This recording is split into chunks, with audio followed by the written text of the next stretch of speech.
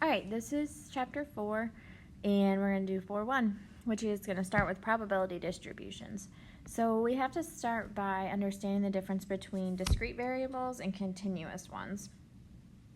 So we've talked all year about how x can represent different things depending on what we're talking about. X changes what it represents. So here it is a numerical value assigned to an outcome of a probability experiment. So like, what's the chance of getting a 1? What's the chance of getting a 2? What's the chance of getting a 3? So, like, all the different outcomes that can happen with whatever your experiment is, that's what x is going to represent, every single outcome. Discrete and continuous is important. So, discrete, this says that it has a finite or countable number of possible outcomes, and continuous is an infinite, or you can't count them, okay? It's uncountable. So basically the best way I can think to help you understand that is if you can have a half of something, that's going to be continuous. So like time is continuous because you can continue to break that up. You can have a half of a minute. You can have a half of a second, right? You can't really count how much time is in between everything. Okay, whereas discrete would be, we're going to do one where it's like, how many home runs do you hit? Like, you can't hit a half of a home run. You either do it or you don't. So if it's something that has to either be done or not be done, then that's going to be discrete. Continuous just keeps going on and on and on, and you can't really pinpoint the individual whole numbers in between. So the length of time it takes to complete a test.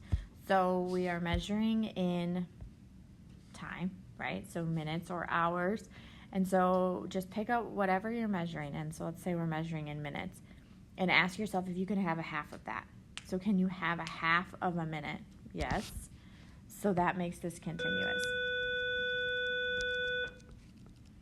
You can continue to count how long it's going to, or break up how long it took you to take that test.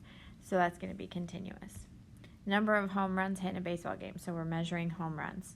Can you have a half of a home run? No, you either hit one or you don't. So this is discrete.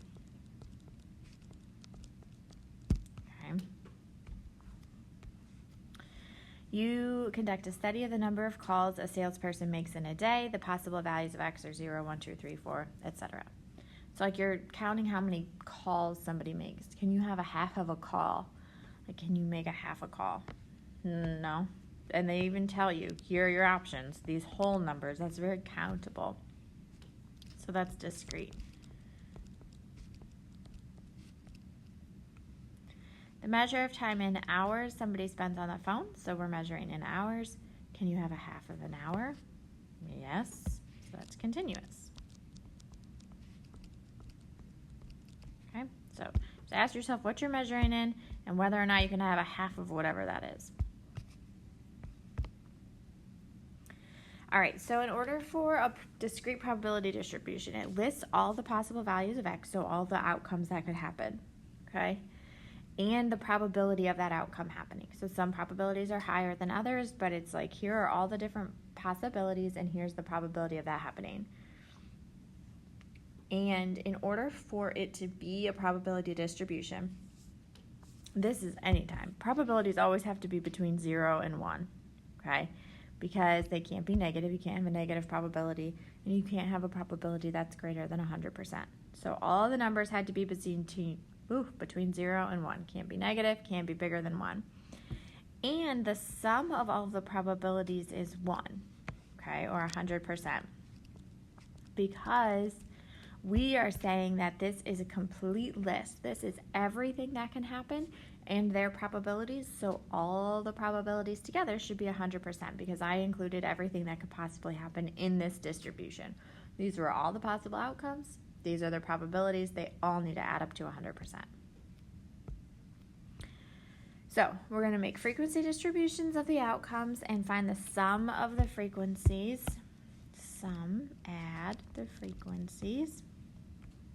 Find the probability of each by dividing the frequency by the sum of the frequencies. So if you remember, we add up the frequencies. That gives us our n. Okay, so we divide the frequency by n. And then make sure all of them are between 0 and 1 and that the sum is 1. So this one is already done, but it says, a psychologist administered a personality test for passive-aggressive traits to 150 employees. They're rated on a score from 1 to 5. 1 is very passive and 5 is very aggressive. So this is discrete because you either get a 1, a 2, a 3, a 4, or a 5. You can't get a 2.5. Like, you are ranked somewhere on those 5 numbers.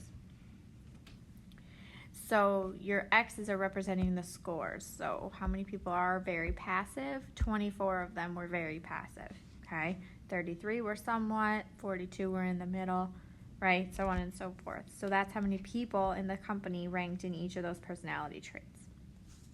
Adding up all the frequencies, you get 150 because they did it to 150 people. So the sum of your frequencies is 150. So then we do the probability of X, which you divide your frequency. I divided the frequency by the sum of my frequencies. So I divided each of these numbers by 150, and then I just rounded everything to 2 decimal places, okay? So just divide them all by 150, and then that's where you get this last column, okay? So those are our probabilities, and we'll use them again later. But notice they are all between 0 and 1, so none of them are bigger than 1, because they're not over 100%. And none of them are negative, because you're going to have a negative probability. And if you add these all up, so add up all of my probabilities, you get 1. Okay? Because then that's everybody. All of the 150 people were included in that, so you should 100% of them. So if you're just given a probability distribution, you're not making it yourself. You just have to make sure that they're all between 0 and 1 and that they add up to 1. Okay? So days that it rained. So it rained 0 days, 1, 2, or 3 days. It can't rain for like a half a day. Like, it either rained that day or it didn't. So that's discrete. And here are the probabilities of it raining. Okay? You add up all of those probabilities. So if you add up 2.16, blah, blah, blah, blah, you get 1, which is something that you need. And notice that all of these numbers are positive. Okay? So they're all positive. And they're all less than 1. So positive and less than 1. So they're positive, less than 1, and they all add up to 1. So yes, that is a probability distribution. Okay? All right, so we're going to take these probability distributions and we're going to expand them out. So we're going to have really these big charts, okay?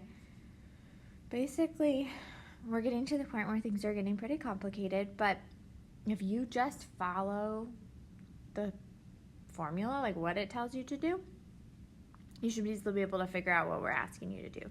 So to find the mean, mu, we should know mu is mean by now. You multiply the X, so the 1, the 2, the 3, the 4, whatever it is, by its probability. Okay, so that's what this means. X times its probability. And then you're going to add them all up. Okay? Now, I already did all this because I'm not going to make you sit and wait, but we'll go through it. So the score, the frequency, and the probabilities, we just did the probabilities. I just filled these out. This is the personality example. Okay, so we just did that already. So then you go to the next column. It says X times P of X. So I'm taking my score, X, and I'm multiplying it by the probability. Multiply these together. Okay? So 1 times 0.16 is 0.16. 2 times 0.22 is 0.44, so on and so forth. So that's where those numbers came from. At the bottom, it says to add them all up, which I did. And the sum of my X, P of X is my mu. Okay, that's my mean. Okay, sum of X, P of X is mu. Okay, so we found the mean. Then the rest of it is to find the variance. So the variance, baby sigma squared. So you add up all of your X minus mu's squared. So you're going to take all of the X's, so the 0, the 1, the 2, the 3, the 4, whatever it is, subtract the mean, square it so that they're all positive. We've done a lot of that before.